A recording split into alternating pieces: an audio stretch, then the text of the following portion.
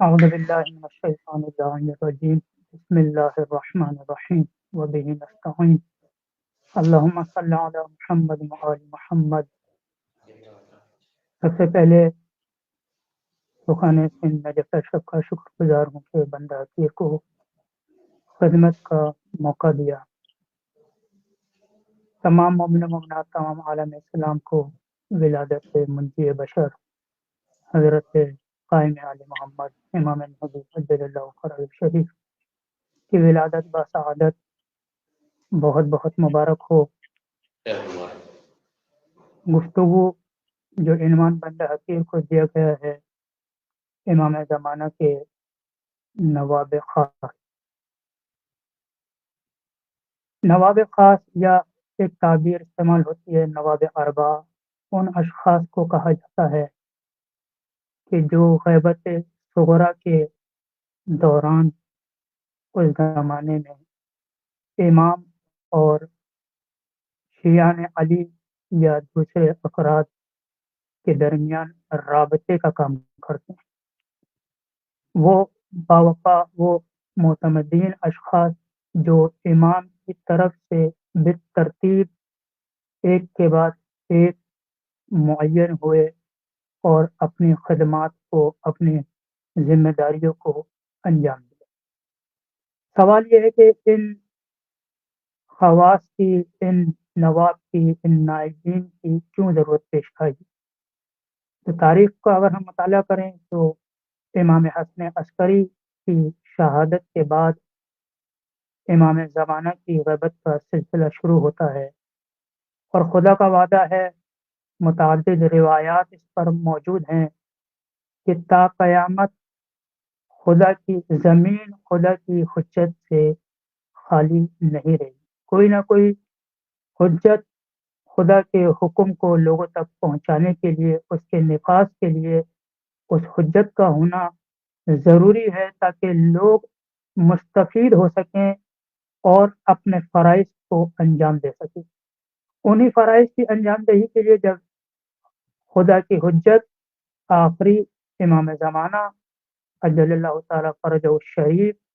کی غیبت شروع ہوئی، تو اب امام پر ضروری تھا، خدا پر ضروری تھا کہ لوگوں سے روابط کے لیے، لوگوں کے مسائل حل کرنے کے لیے، ان کی مشکلات کو حل کرنے کے لیے نائبین کا سلسلہ جاری کرے۔ لہذا امام کی طرف سے ایک کے بعد ایک، دیگر کا دیگر نائب کا سلسلہ شروع ہوا، اور امام نے اپنی توقیعات خطوط کے ذریعے سے ان نائبین کو کا تعین کیا، ان کو منتخب کیا، ان کو مقرر کیا۔ ان نائبین میں جن کو نواب اربع کہا جاتا ہے، 4 خاص نائبین ہیں جو امام کی طرف سے مقرر ہوئے اور امام کا پیغام لوگوں تک پہنچاتے تھے، لوگوں کے سوالات و جوابات، ان کے مسائل امام تک پہنچا کر اس کا حل لوگوں تک پہنچاتے تھے۔ اور یہ غیبت صغرا کے زمانے میں جو نائبین کا سلسلہ ہے، نواب کا سلسلہ ہے، یہ غیبت چونکہ 70 سال پر محیط ہے،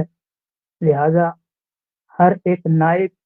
کی ایک مدت نیابت ہے کہ جس میں اس نے اس نیابت کے فرائض کو انجام دیا۔ پہلے نائب جو امام زمانہ کی طرف سے منتخب ہوئے، مقرر ہوئے، عثمان بن سعید عمری۔ ان کا نام رجال، کتب رجال، منابع رجال میں اسی الفاظ کے ذریعے سے ہے کہ ان کا نام عثمان بن سعید ہے۔ بہت کم مصادر ہیں جس میں حافظ ابن عمرو کے نام سے بھی آپ کو یاد کیا گیا۔ آپ کی ولادت کے بارے میں کوئی تعلق نہیں ہے کہ کب آپ کی ولادت ہوئی، لیکن بعض روایات کے مطابق ملتا ہے کہ آپ 11 سال کی عمر سے امام محمد تقی علیہ السلام کے گھر میں خادم کے عنوان کام کیا کرتے تھے، اور وہیں سے امام کے معتمد اور باوقار اصحاب میں شمار ہوئے۔ آپ کے القابات میں عمری، سمان، زیات،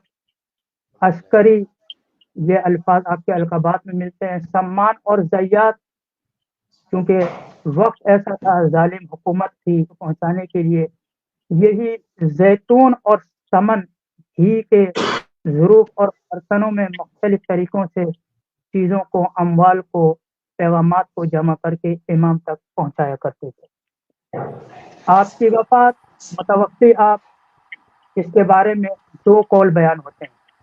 ایک قول کے مطابق علم رجال کے اکثر علماء جس کو بیان کرتے ہیں کہ آپ کی وفات 267 ہجری قبل ہوئی، یعنی آپ کی نیابت کا سلسلہ 6 یا 7 سال پر محیط ہے۔ ایک اور توقی سے معلوم ہوتا ہے کہ آپ کی وفات 280 ہجری میں ہوئی، مدت امامت 6 یا 7 سال۔ اس کے علاوہ عثمان ابن سعید امام زمانہ کے علاوہ امام علی نقی اور امام حسن عسکری کے خاص اصحاب میں آپ کا شمار ہوتا ہے، اور آپ نے امت میں بہترین انداز میں اپنے فرائض کو انجام دیا، موتی امام ہونے کا، فرمانبردار امام ہونے کا ایک اچھا فریضہ انجام دیا۔ اس کے بعد نائبین کا سلسلہ جاری رہا، اور دوسرے ترتیب کے لحاظ سے جو نائب خاص امام زمانہ کے ہیں وہ ابو جعفر محمد بن عثمان بن سعید عمری، یہ پہلے نائب عثمان بن سعید کے فرزند ہیں محمد بن عثمان۔ اور امام زمانہ کی توقیع کہ جب آپ کے والد گرامی کی وفات ہوئی تو امام زمانہ کی طرف ایک خط موصول ہوا کہ جس میں امام نے آپ کے والد کی وفات پر تعزیت اور آپ کی تقرری کو بیان کیا۔ شیخ طوسی علیہ رحمہ اپنی کتاب الغیبہ میں ایک روایت نقل کرتے ہیں جس کے مطابق محمد بن عثمان اور ان کے والد عثمان بن سعید دونوں کو امام حسن عسکری کے مورد اعتماد اور ثقہ سمجھتے ہیں، کہ امام حسن، یہ دونوں والد اور فرزند ثقہ ہیں امام حسن عسکری کے نزدیک۔ اس روایت میں امام حسن عسکری نے تصریح کے ساتھ باپ اور والد، بیٹے کی، والد اور فرزند کی تائید کی ہے۔ دونوں کے بارے میں کہا ہے کہ یہ دونوں جو کچھ پہنچاتے ہیں وہ ہماری جانب سے پہنچاتے ہیں،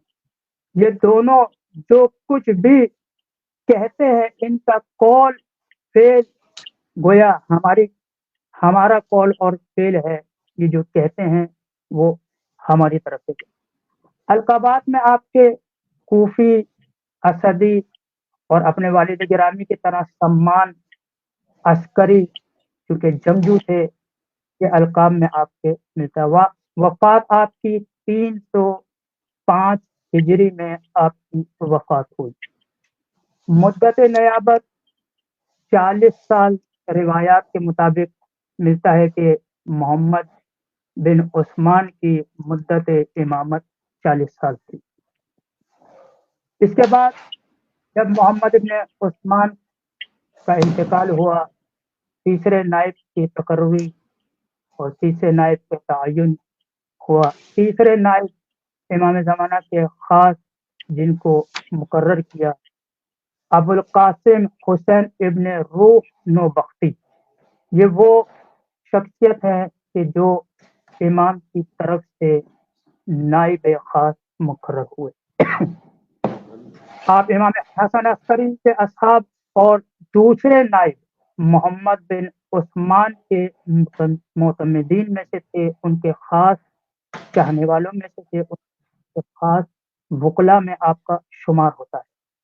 محمد بن عثمان نے اپنی زندگی کے آخری ایام حکم امام زمانہ سے امام سے حسین بن روح کو نائب خاص مقرر کیا۔ حسین ابن روح کی نیابت کے بارے میں امام زمانہ کی تائید اور توقیع کہ امام فرماتے ہیں ہم انہیں حسین ابن روح کو جانتے ہیں، ان کی شخصیت کو جانتے ہیں، ان کے بارے میں ہم جانتے ہیں۔ میری دعا ہے کہ خدا انہیں تمام اچھائیوں سے آگاہ فرمائے اور انہیں اپنے لطف و کرم سے خوش و خرم رکھے۔ ان کی درخواست سے آگاہ ہوں اور ان کی دی گئی ذمہ داریوں کو اچھی طرح نمٹانے کی امید رکھتا ہوں۔ وہ ہمارے پاس ایسے مقام و منزلت کے حامل ہیں جو ان کی خوشنودی کا باعث بنے گا۔ خدا ان پر اپنے فضل و کرم کی فراوانی مرحمت فرمائے۔ حسین ابن روح کی کنیت ابو القاسم آپ کے القاب میں نو بختی، روحی اور قمی بعض کتب میں ملتا ہے۔ تو 26 ہجری میں ہوئی اور آپ کی مدت نیابت 21 سال بنتی۔ 21 سال تک آپ امامت نیابت امام کے فرائض کو انجام دیتے رہے، اور اس سلسلے کی آخری کڑی، آخری نیابت، آخر نائب جو ابو الحسن محمد ابن ثمری ہیں، حسین ابن روح نوبختی کے بعد یہ امام کے چوتھے اور آخری نائب خاص ہیں۔ علی بن محمد ثمری ایک دیندار شیعہ خاندان سے تعلق رکھتے تھے، ایک بہترین گھرانے خاندان کے چشم و چراغ تھے۔ ان کا خاندان ائمہ معصومین علیہ الصلوۃ والسلام کی خدمت گزاری کے حوالے سے مشہور تھا۔ شیخ توسی نے انہیں امام حسن عسکری کے اصحاب کے زمرے میں شمار کیا۔ خود محمد بن علی ثمری کے بقول امام حسن عسکری نے مجھے لکھا کہ تمہیں عنقریب تمہیں گمراہ کرنے والے فتنے پیش آئیں گے، لہذا جو فتنے تمہیں پیش آنے والے ہیں ان سے ہوشیار رہو اور ان سے اپنے آپ کو بچائے رکھو۔ آپ کی کنیت و لقب میں ابو الحسن، آپ کی کنیت اور لقب ثمری کے نام سے آپ ملقب ہوئے۔ یہ امام کے آخری نائب اور اس کے بعد امام علیہ الصلوۃ والسلام کی توقیع، جس میں امام نے نو بختی کے بارے میں بیان فرمایا۔ منقولہ روایت کے مطابق حسین ابن روح نے امام زمانہ کے حکم سے ابو الحسن ثمری کو اپنا جانشین بنایا، اور جب اعلان کیا حسین ابن روح نوبختی نے تو تمام شیعہ نے، ائمہ پیروکار اہل بیت نے بغیر کسی اختلاف کے حسین محمد بن علی ثمری کی نیابت کو قبول کی، اور آخر میں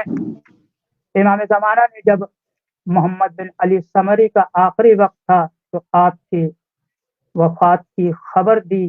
اور اس کے ساتھ ہی اختتام نیابت خاصہ کو بیان کیا اور غیبت کبریٰ کا اعلان کیا۔ وہ توقیع کا متن اور اس کے الفاظ اس طرح سے ہیں: خداوند عالم تیری وفات پر تیرے بھائیوں کو اجر عظیم عطا فرمائے۔ تم 6 دن کے اندر اس دنیا سے رخصت ہو جاؤ گے، پس اپنے کاموں کو سمیٹ لو اور کسی کو بھی اپنے بعد اپنا جانشین مقرر نہ کرنا، کیونکہ اس کے بعد غیبت کبریٰ کا آغاز ہوگا، اور ایک طویل عرصے تک جب تک خداوند عالم اجازت نہ دے ظہور نہیں کروں گا، یہاں تک کہ لوگوں کے دل قساوت سے اور دنیا بے انصافی سے بھر جائے گی۔ اور یاد رکھو، سفیانی کے قیام اور صحیحہ آسمانی سے پہلے جو بھی مجھ سے ملاقات کا دعویٰ کرے وہ جھوٹا ہے۔ یہ وہ نائبین خاص تھے، نواب خاص تھے کہ جو امام کی طرف سے مقرر ہوئے، اور ان کا اختتام 329 ہجری میں ہوا۔ وہ کون سے کام تھے جو اس 70 سال کی مدت میں ان نائبین نے انجام دیے؟ اگرچہ وقت نہیں ہے ہمارے پاس، مختصر سے وقت میں عنواناً ان فعالیتوں کا، ان ذمہ داریوں کا، ان افعال کا ذکر کرتا چلوں کہ جو کام آپ نائبین نے انجام دی۔ ان میں ایک کام خود امام زمانہ کے حوالے سے ایجاد ہونے والے شکوک اور شبہات کا ازالہ کرنا، کہ جو لوگ امام زمانہ کے بارے میں شکوک کا شکار تھے، آپ کے بارے میں شبہات رکھتے تھے، ان شبہات کو، ان شکوک کو امام کے ذریعے سے، امام کے حکم سے، امام کے قول کے مطابق ان کا ازالہ کرنا۔ وہ وقت اہل بیت کے چاہنے والوں پر بہت ہی سخت تھا، اعتقادی مسائل بہت ہی پست ہو چکے تھے، لوگ اپنے عقائد سے انحراف کر رہے تھے۔ ان عقائد کی حفاظت اور ان عقائد میں ہونے والے شک و شبہات کو دور کرنا، یہ ان نائبین کی ذمہ داری تھی۔ فقہی مسائل کے لوگ حلال و حرام، حلال کس طرح سے انجام دے، حرام سے کس طرح سے پرہیز کریں، یہ وہ سخت کام تھا کہ جو ان نائبین نے اپنی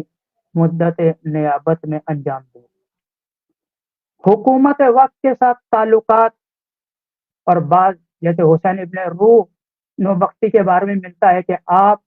حاکم وقت کے دربار میں ایک مدت تک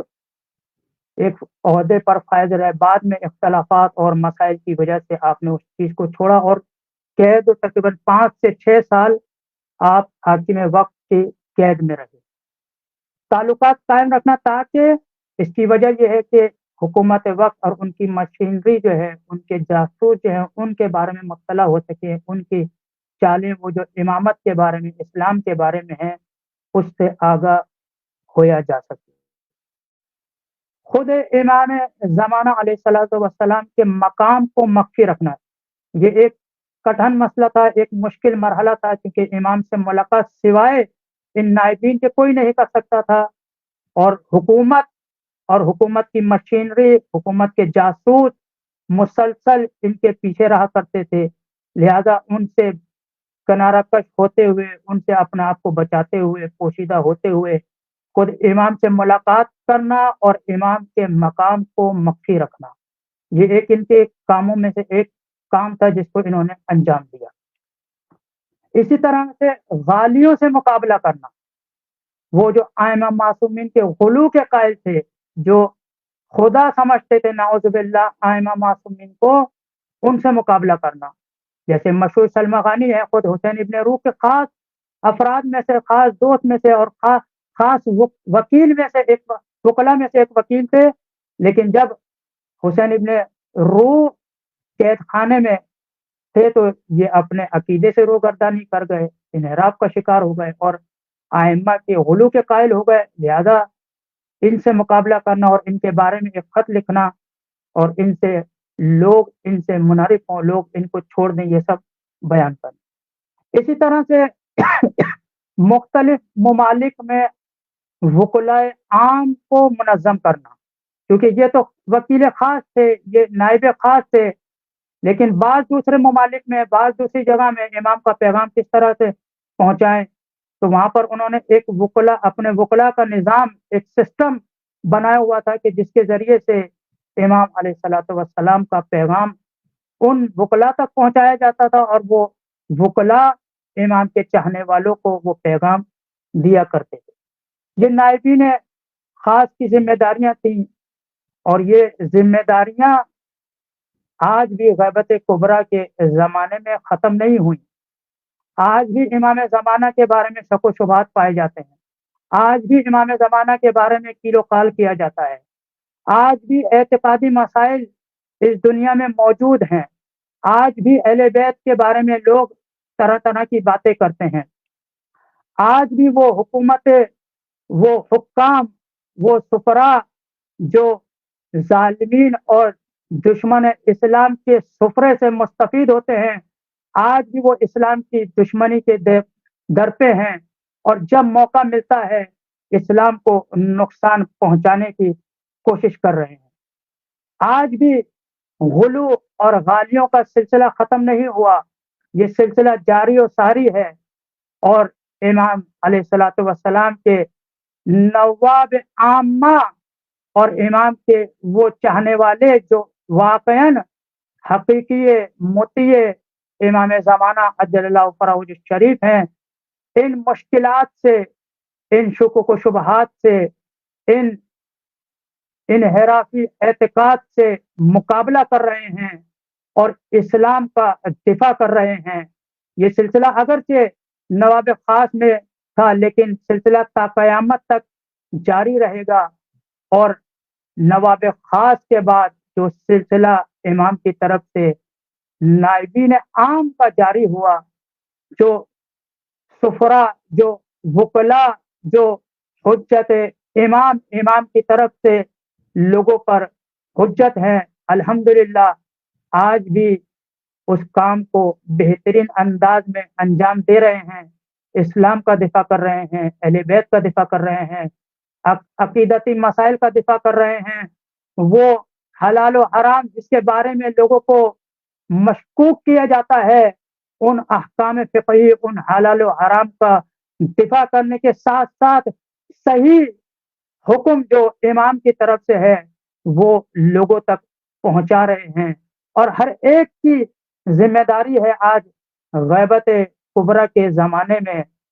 कि हर शख्स जो दावा करता है कि मैं इमाम का चाहने वाला हूँ, मैं इमाम का मानने वाला हूँ, मैं अहले बैत का पैरोकार हूँ, उसकी जिम्मेदारी बनती है कि इन तमाम अफ़आल को अंजाम दे, खुद उसमें मजबूत हो, खुद उन पर अमल करे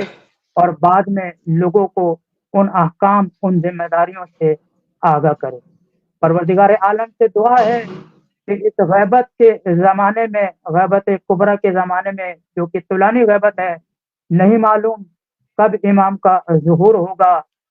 खुदा से दुआ है कि हमें अहले बैत के एतकादात, उनकी पैरवी करने और उनके मकसद पर कायम और दायम रखे और दुश्मनाने इस्लाम से नबर आजमा होने की तौफीक अता फरमाए। इमाम के रकाब में हमें जिहाद करने की तौफीक अता फरमाए। इमाम की मदद व नुसरत करने की तौफीक अता फरमाए। आखिर में एक बार फिर सुखाने सिंध नजफ अशरफ का शुक्रगुजार हूँ कि बंदा हकीर को खिदमत करने की तौफीक अता फरमाए। वमा अलैना इल्लल बलागुल मुबीन। वस्सलामु अलैकुम व रहमतुल्लाहि व बरकातहू।